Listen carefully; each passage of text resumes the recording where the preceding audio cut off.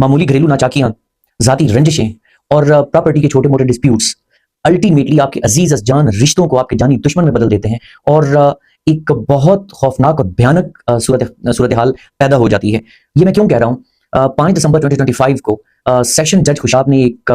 मुकदमा कत्ल का फैसला सुनाया। वो फैसला क्या था, उसमें जजा सजा क्या हुई, उसकी तरफ जाने से पहले मैं आपको समरी दे देता हूं तमाम हालात और वाकयात की जो कि प्रोसिक्यूशन ने एफआईआर में बयान किए।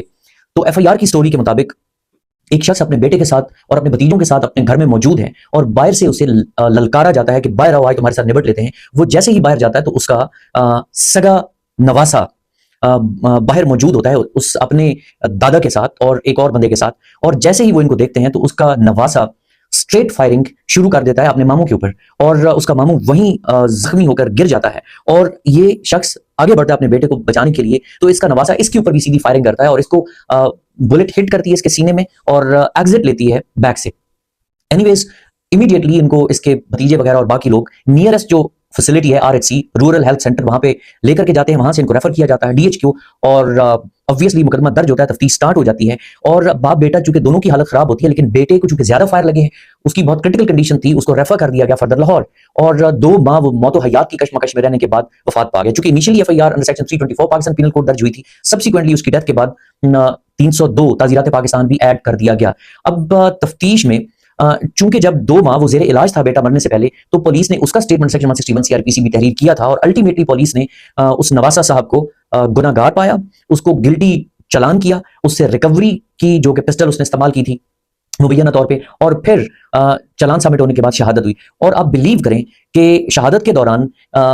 उस सूबेदार साहब के साथ जिसका बेटा कत्ल हुआ, जो खुद जख्मी हुआ, बतौर क्लाइंट मेरी उसके साथ जो इंटरेक्शन होती, बात बात पर वो रोना स्टार्ट कर देता। क्योंकि आप जरा देखें कि किस नाजुक सूरत हाल थी उसकी कि एक तरफ उसका जवान बेटा 35 ईयर्स उसकी एज थी जो उसका बेटा कत्ल किया गया और उसके 2 छोटे मासूम, उसका एक पोता और पोती, और साथ ही साथ एक तरफ उसका सगा नवासा है जो कि प्रोसिक्यूशन स्टोरी के मुताबिक कातिल है और तफ्तीश पुलिस ने जो की उसके मुताबिक। तो अब क्या सूरत हाल अख्तियार होगी और वो कहां किस जंक्चर पे आके खड़ा हो गया। एनीवेज अपने बेटे के लिए उसने जेलसली केस को परस्यू किया और अपनी शहादत रिकॉर्ड करवाई और शहादत के दौरान भी जिस अंदाज में मैं उसको देख रहा था, उसके जज्बात, और शहादत कंप्लीट होने के बाद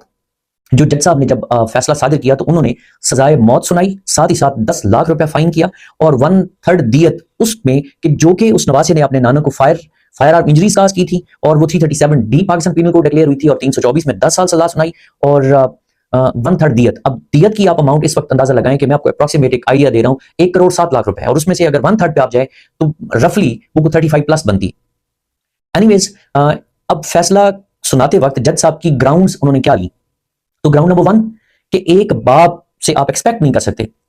कि अपने सगे बेटे के कातिलों को वो सब्स्टिट्यूट करेगा, मतलब वो असल कातिल छोड़कर किसी और को नामजद करेगा। That is beyond comprehension. और इस केस के अंदर तो चूंकि बाप खुद भी साथ मजरूब है और उसकी आंखों के सामने उसके बेटे को फायर लगे हैं, तो ये बईद अस है, ये समझ से बाला तार है कि वो असल बंदा छोड़ के किसी बेगुनाह को मुलव्वस करेगा। एंड पॉइंट नंबर 2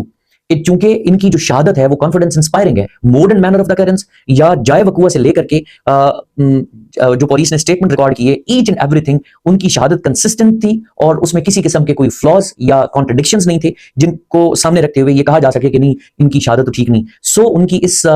कंसिस्टेंट और कॉन्फिडेंस इंस्पायरिंग शहादत, जो चशमदीद शहादत है, उसको सामने रखते हुए और खासतौर पे चूंकि इंजर्ड विटनेस इज देयर, तो वो सजा की एक ग्राउंड ली गई। एंड थर्ड ग्राउंड वाज कि चूंकि इंजर्ड जो है, जो बाद में वफात पा गया इसका बेटा, तो उसका भी चूंकि 161 का स्टेटमेंट रिकॉर्ड किया गया था, तो उसने भी इसी शख्स को कातिल करार दिया था। और point number 4 and that was कि चूंकि वो pistol that was recovered on the plantation of the accused, और जो एम्प्टीज मतलब पिस्टल की जो बुलेट्स के खौल जो वो बरामद किए गए थे जाए वकुआ की इंस्पेक्शन करते हुए, तो वो मैच कर गया उस पिस्टल के साथ, तो वो भी वन ऑफ द रीजन है। दूसरा जो मोटिव बयान किया गया था नाचाकी, घरेलू और साथ प्रॉपर्टी डिस्प्यूट, वो भी प्रूव्ड है। तो लिहाजा